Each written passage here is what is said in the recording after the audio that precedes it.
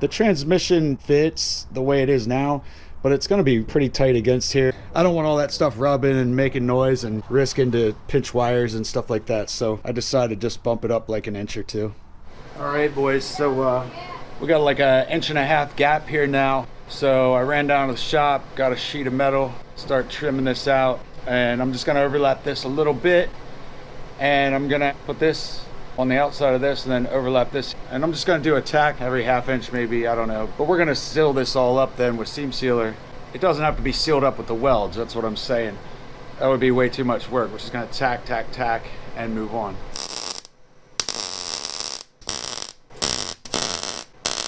And this is thinner sheet metal than I thought it was, burning right on true.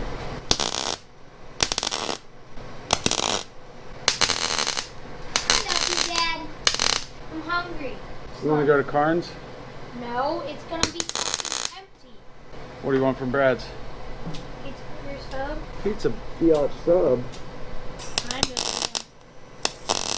Order it before it's too late, please. I'm gonna go pick it up. Hold on, I want something too. Yeah, but pizza burger sub makes no sense. Fuck it up, bitch. Fuck it up, bitch. Fuck it up. Fuck it up, bitch. Speak out all my words.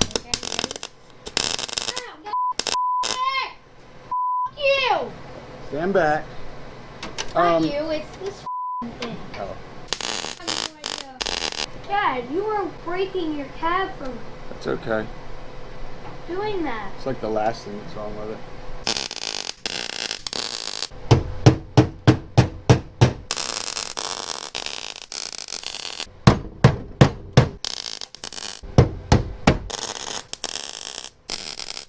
All right.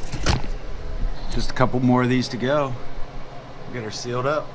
1 wiener later. I really haven't been filming much. I'm just trying to get this shit done, you know?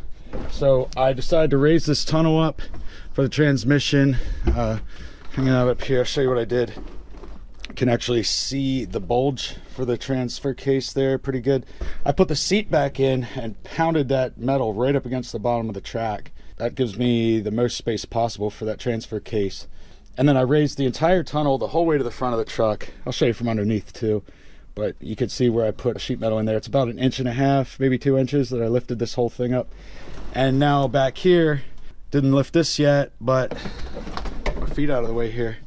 Really wouldn't have to lift this all just yet, but when I do the long travel rear end, it's gonna need it anyway, so I'm just gonna do it now while the cab's off. So I'm about to cut into this, and I decided these rear seats, they are on these brackets. I already unbolted this. This is made to fold forward now.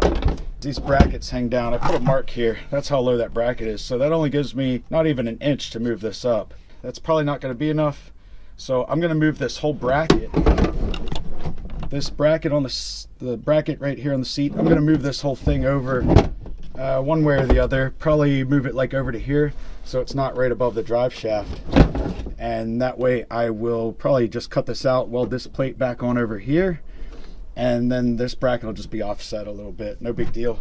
And that way I can raise this tunnel the whole way up to the bottom of the seat, like to this level. So that'll give me like 3 more inches there the whole way back, which should be plenty for the travel that I'm gonna have. That should be enough that I can run that rear axle way up, probably about 2 or 3 inches into the frame. I'm planning to notch it a little bit. So I'm gonna get back to work. One small step for a man, one giant leap for Tacundra. I think when I'm done with this, I'm going to work on the exhaust a little bit, and then I got to do these cab mounts, and maybe then I'll finally get into wiring. All right, up underneath this thing now so you can see what this looks like. Get my shadow in there. I hate that shadow. Look, see it? I hate that. Anyway, here's their tunnel. I think it looks better from underneath. And you see, this came out so far, it actually has a lot more room now because I cut some more relief cuts in this and shaped it a little better.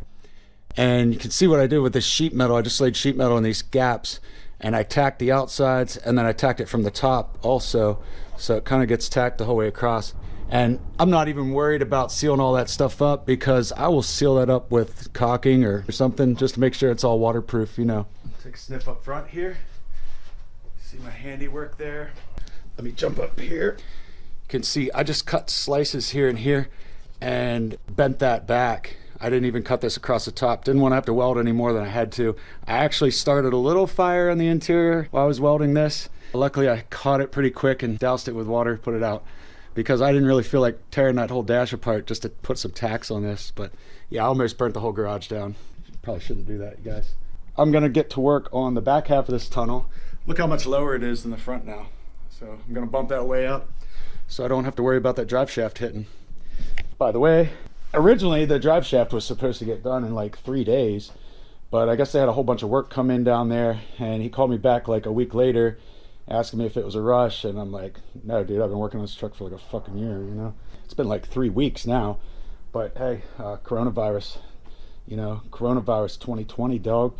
It's affecting everyone, even me. Back to work. I ain't gonna film much.